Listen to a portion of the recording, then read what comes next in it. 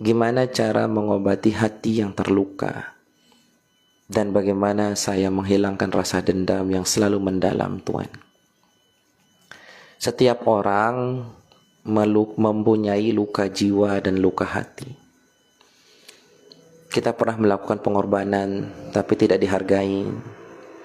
Kita pernah mencintai tapi tidak ditanggapi. Kita pernah melakukan sesuatu tidak dihargai, tidak ditanggapi. Kita pernah dizolimi, kita pernah disakiti. Itulah luka jiwa. Itulah luka hati. Sebetulnya kalau kita banding, orang yang paling terluka jiwa dan hatinya adalah Rasulullah. Beliau lahir nggak pernah lihat wajah bapaknya. Setelah beranjak besar sedikit, ibunya meninggal, kakeknya meninggal, pamannya meninggal, dihina. Allahumma salli ala sayyidina Muhammad. Dihinakan, diusir, dizolimi, dipersekusi, diambil hartanya, diusir dari tempat kelahirannya. Beliau adalah suku Quraisy yang terhormat, tiba-tiba dihinakan. Gimana luka hati dan luka jiwa beliau? Kalau di makam syariat, jadikan Rasulullah sebagai tauladan kita. Gimana sabarnya beliau? Tapi kalau di makam hakikat, pandanglah hanya Allah semata-mata yang memberikan mudarat dan memberikan manfaat. Kembalikan diri kepada Allah, pasrahkan diri sepasrah-pasrahnya. Tawakalkan diri kepada Allah setawakal-tawakalnya. Berdoalah setiap kali sholat. Ya Allah, aku masih dendam. Ya Allah, hatiku masih terluka.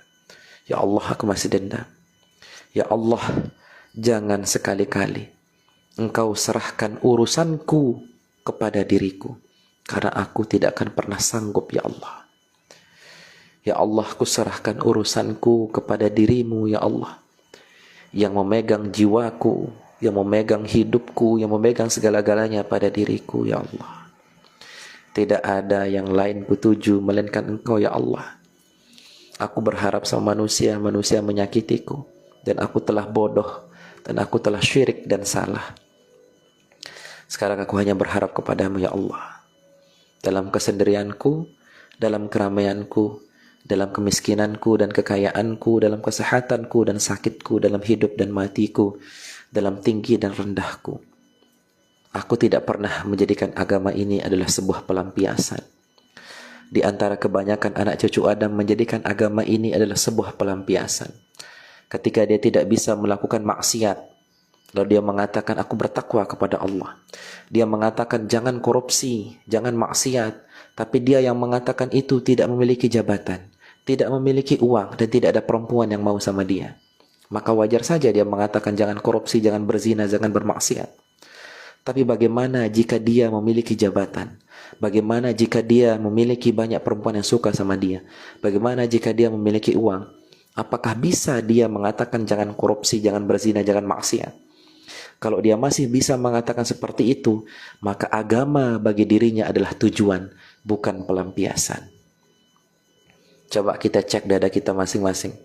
Apakah kita jadikan agama ini adalah pelampiasan atas ketidakmampuan kita melakukan maksiat?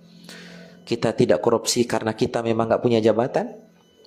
Kita tidak maksiat ke kafe karena memang kita nggak punya uang? Kita tidak berzina apa karena nggak ada cewek cantik mau sama kita? Atau kita memang jadikan agama inilah maksud hidup? Agama adalah maksud hidup? Ataukah hanya sebuah pelampiasan? Kalau agama adalah maksud hidup, maka insya Allah ketika Tuhan di atas, Tuhan tidak akan merasa tinggi.